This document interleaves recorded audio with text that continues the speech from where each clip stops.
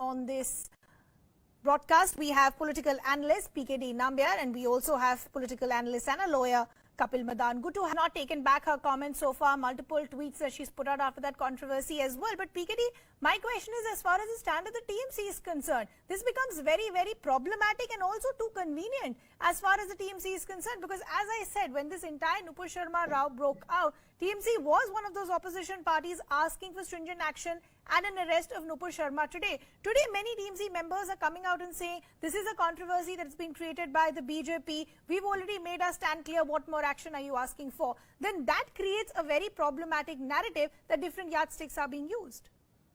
Yes, if Ridhima, yes, you said, it gives an impression that the BJP is the one which has created this so-called documentary and the poster which was become viral and with a clear objective of creating some kind of ruckus in the society and only for the personal gain of that documentary creator or the so-called artist.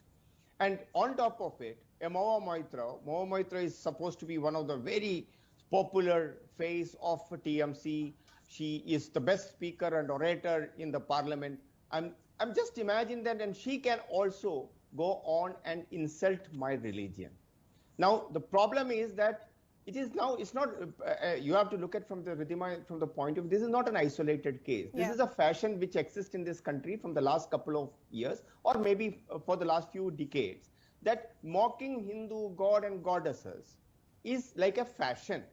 Nobody is there to question that. Give you one example. Couple of, 2.5 years back in Delhi, one of the restaurant was serving, packing the food. The food packet was of, they serve beef for your information.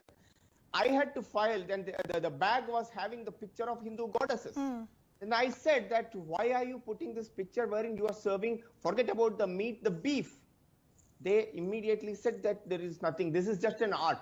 So when it comes to a Hindu god and goddesses, it's an art. So do you think it's now becoming a convenient narrative for many that when there is a story or when there is a conversation as far as a Hindu god or goddesses is concerned, if religious sentiments are heard there, you can brush it under the carpet and say this is no controversy. But when it happens with another religion, we demand answers. Do you think that's where the big problem today lies? Absolutely. So is it for a couple? No, it's for PKD only. Kapil, I'll come back to you. No, I'm just saying, even when the Kapil was talking in the initial part, have you seen that there is a balance they are trying to make? Because there is no problem, nobody will question if you mock a Hindu god or goddesses or the belief system. You will try and find and justify in many ways. There are some people practicing like this way, some people visualize it that way, some people will make it like this way. But the truth is simple, that you have in this country, becoming a Hindu is more of like a second-class citizen. There is nobody, even the law is not here to support you. You can go and make any kind of comments on our Hindu god and goddesses. There are times these people are even celebrated. You remember what happens with the Imam Hussain, the great, supposed to be the great artist, what he did. But he was celebrated. But what happens to Salman Rushdie is all, we are all known to the fact. That is what I'm saying. You're already giving it a clean sheet. Of course, sentiments have been heard. PKD, final words to you. Isn't this the big problematic issue? We're saying we don't know if the intent was there. How do we know? Me and you were not there. And how are we still questioning the fact that if sentiments were hurt or not? Imagine the way we are trying to protect Mahua Moitra. We are saying that her intent was not to hurt anybody. Her intent was not to insult the Kaali. Her intent was not to defame the Hindu god and goddesses. But in the case of Nupur Sharma, her intent was bad. Whether she was being provoked, the way she must have said or anything. Why this hypocrisy? I am only saying call a spade as a spade. That's it. Why do you want it to bring religion in it? If whether it is you, I am only saying in this country, whatever the minorities get the rights and the freedom, that should also be offered to the majority community like a Ridhima or to a PKD Nambiar or the people who believes in this Sanskriti or called Sanatan Dharma.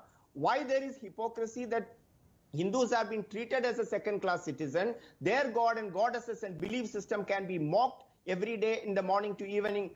Secondly, where is the question of the freedom of speech and the hate speech? They both are two different things. In the 1951, the first amendment in the constitution was done in the case of Article 19 of Article 19 of our Constitution. That was all about curtailing or bringing restrictions on the freedom of speech. So freedom of speech is never absolute, but then I am here for a freedom of speech absolutist. But there is a difference between a hate speech and a freedom of speech.